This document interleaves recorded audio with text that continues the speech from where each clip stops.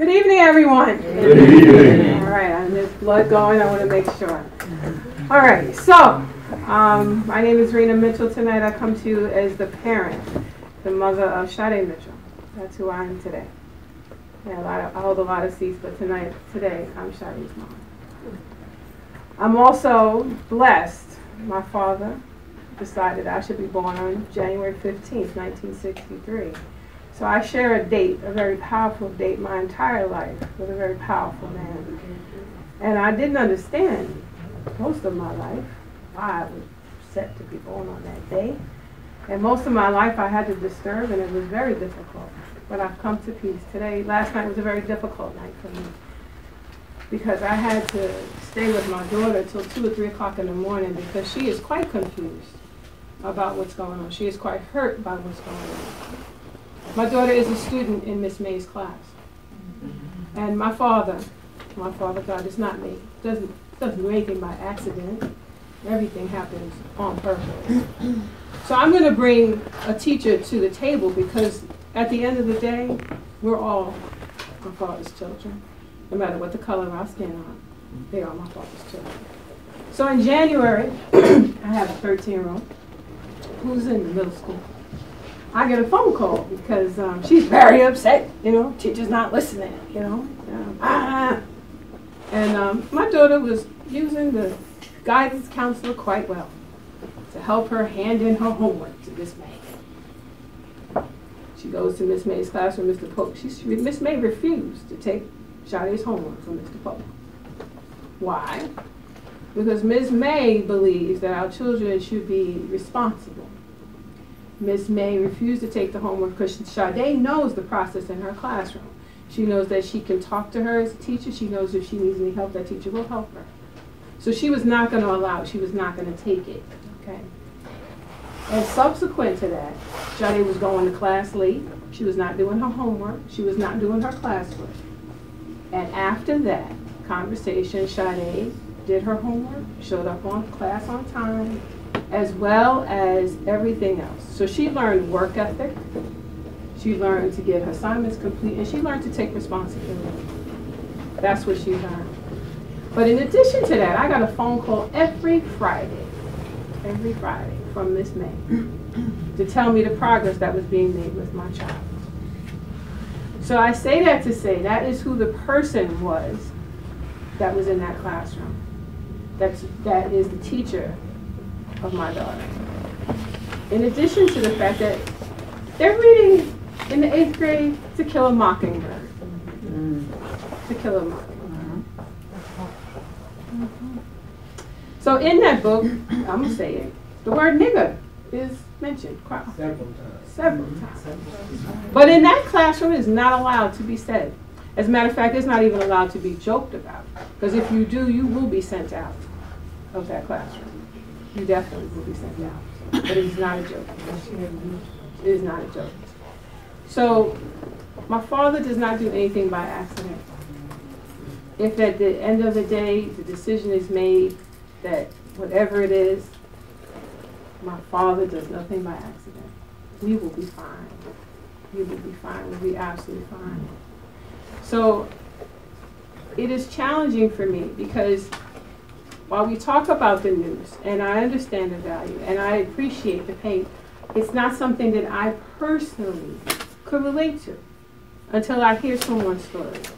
So for me, it would have bypassed me. I don't personally ever not allow certain things just to take charge of my life. I've made a decision. I'm going to dictate what that says to me.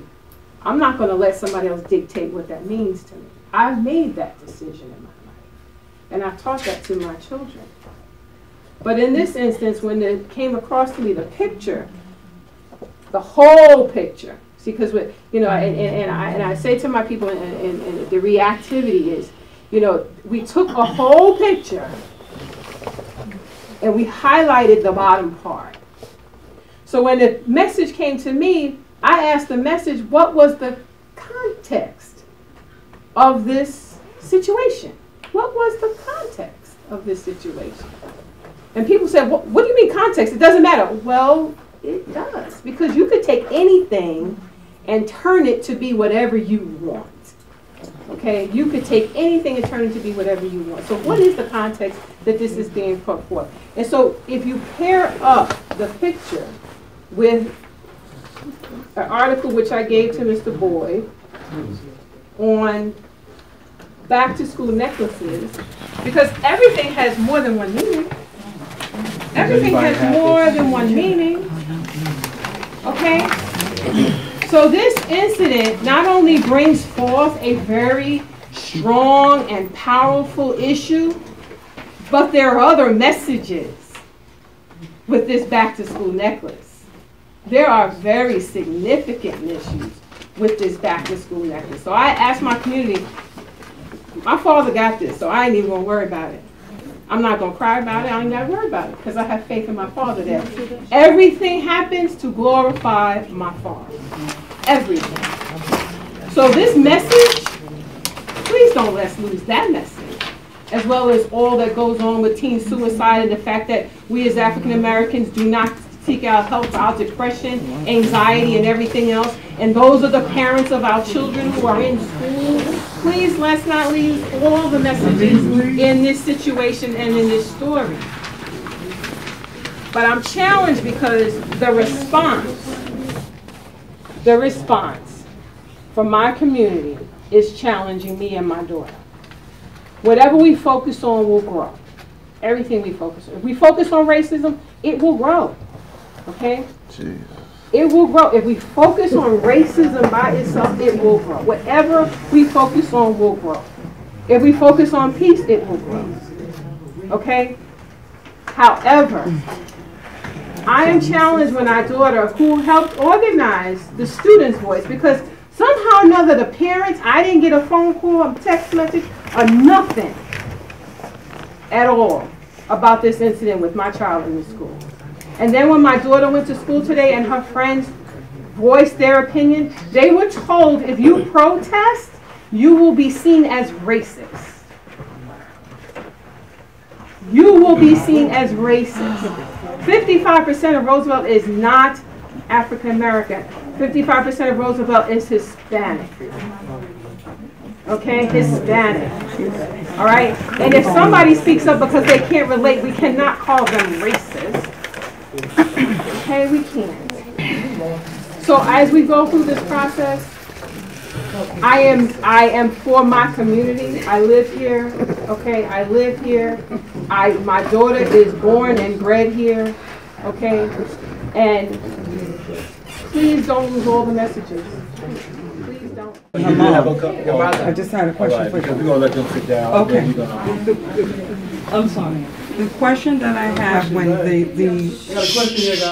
information that you printed, as far as the news or the back to school necklaces, right? You made a statement that there are other meanings to it. Yeah. So what I was going to ask you to please address, what are the other meanings? And before you answer that, my understanding, the noose itself, it's known nationally what that noose represents. So whether it's for a meme, whether it's for a joke that teachers may use, oh, getting back to school, oh, I'm going to jump off the bridge, or oh, I'm going to hang myself. It is the context that's important, because you can't disguise things under the disguise of, well, it was a joke, or, well, teachers use it everywhere. It's very insensitive, not only to African Americans that were lynched, and we all know that it's not just African Americans that were lynched, but also to anyone who has lost someone to a suicidal hanging. That's right. Okay, so I don't really understand if that, like, what is the purpose of, as I don't get what when you stated what's the other reasons that the other meanings that we should understand. The meaning, there's several meanings. There's several meanings, and they're all offensive and they're all insensitive. So it doesn't matter that it's a joke that's used or how many teachers use it. It's wrong. I don't see any other way to look at it, and a lot of children are not aware of it because they're not being taught this. They don't understand it. They're not exposed to it. It goes over their head. It's just their teacher. you know, they love their teacher, they have a good relationship with their teacher. But that's important for a child to recognize that that is a problem. It's not okay, which angle you look at it from. Because if I take race out of it, I could have lost someone that hung themselves. Okay, that's nothing to joke about. It's not funny. It's not okay. So I wanted you to ask, when you made that statement, you said we have to understand the other meanings. So what are the other meanings of it? So I did, you know, just if anybody looked up the whole back to school necklace. Right. So when I looked up the information for the back to school necklace, the first thing I sent, because when it came to me was an article that related to the negative dark meaning of the back to school necklace, and you know, they were discussing suicide rates and those kinds of things. Right. So when I looked on the date of that, it was January, November, this current year. Okay. So when I timelined, you know, when somebody took another, you know, when would you have pulled this and then put it out there? It relates to the definition. If you look up the definition, it relates to the despair that you feel when it's time to go back to school. Not good.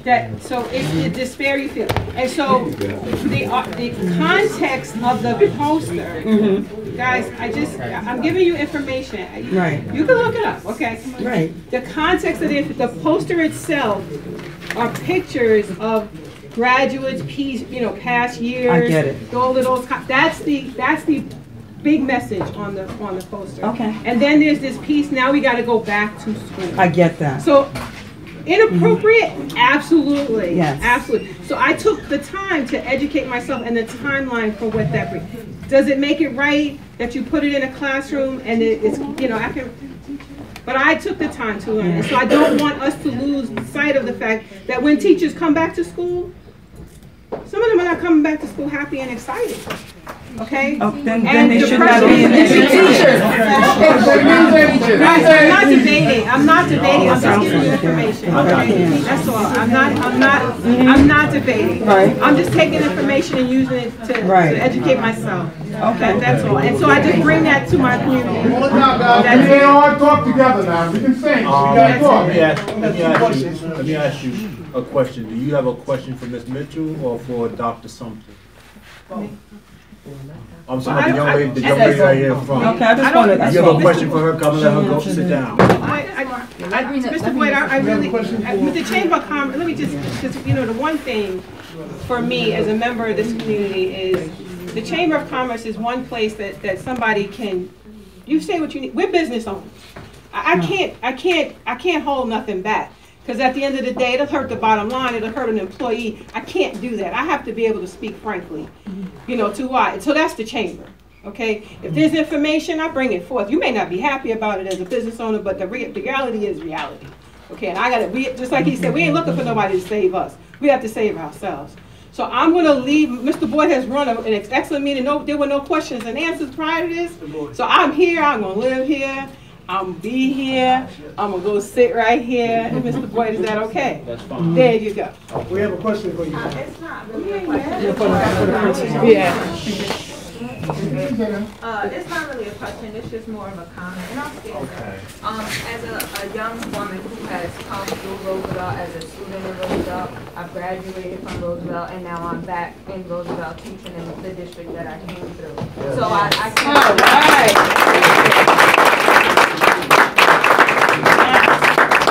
can relate to the young lady in the sense that one of the teachers involved in the situation was a past teacher of mine as well. So it did kind of shock me in a sense to know that this is what was going on. Now, as far as the information that was passed around about the back to school necklaces, when I read it, I personally didn't think that it was something that should have been posted into a collage of pictures, because if we're going to talk about the big picture, right, every picture in that collage was a happy moment, right? It was moments with teachers and students who graduated. So if that picture is talking about depression and suicide and things of that nature, how does it fit into that same category?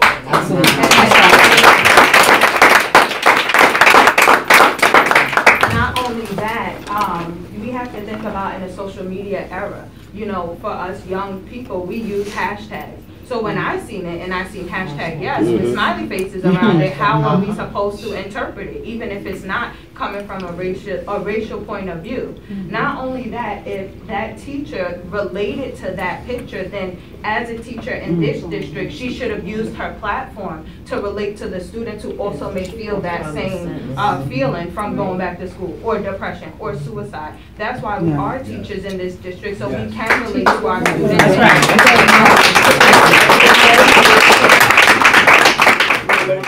All right. The young lady see this thing in one way. I've been here about 39 years, 40 years. I'm out of Alabama.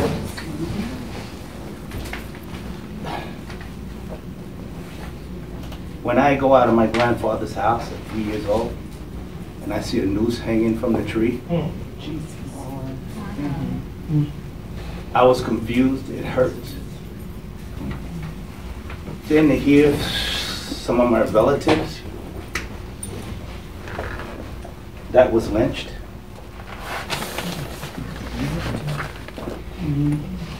What was it, August? September 19th. I'm driving in Farmingdale. I go there, I get my crew, I'm headed to work. And I see a black man hanging from a tree. My God. I see it different. It hurt then and it still hurts now. And I'm a fighter. But I've learned to let the people with the know-how handle things. Thank you. But I see it differently. As I was leaving home, I saw that on the news, those news. And it still does the same thing to me. I don't ever want to see that. And I hope they don't let those teachers teach no place. And I think that you just can't comprehend everything at this moment at your age with your experience. But we love you. Yes, we do. We're looking out for you. We want you to go right to the top. That's right. Be the best you can be. And then Mr. President and everybody who's Thank you. So he knows firsthand, President Taylor, Yes, ma'am. what happens when adults accuse children or manipulate children so that they see out of a singular lens. I take my hat off to you, beloved, for having the courage to be able to voice your opinion. Anytime a young person can stand and do that, that we encourage it. The difference is, she's a child. She's 13 years old. She spends time in the classroom. The lens that she is looking from is not the lens that those of us who are adults are looking from. And the reality is, we encourage you, we applaud you, but you're also going to have to do a little more research. You're also going to have to open your mind up to be able to see the big picture. And the big picture, sister, God bless you. I know we're on the road to recovery, and you are in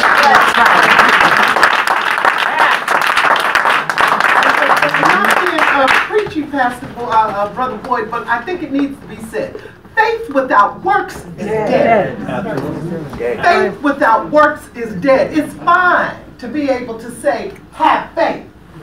But if you're not getting up off it to do the work that goes along with it, then it goes nowhere. Amen. And so the reality is, you don't have to have 3, 4, 500. Any movement that has started in this country certainly only started with a handful of folk. Dr. King was not popular when Dr. King walked and worked, when Wyatt T. Walker organized for him. But the reality is that once we galvanize as a community, I'm not interested in any context as to what that picture represented. There were nooses. This is America. If you have been kissed by the sun, that noose is terrorism. Domestic terrorism. And with all the wonderful work that this school board has been doing with the leadership of Superintendent Hazelton, I would hate to see the clock turn back because we decided to forgive. I don't have no problem forgiving, baby, but you can't work here.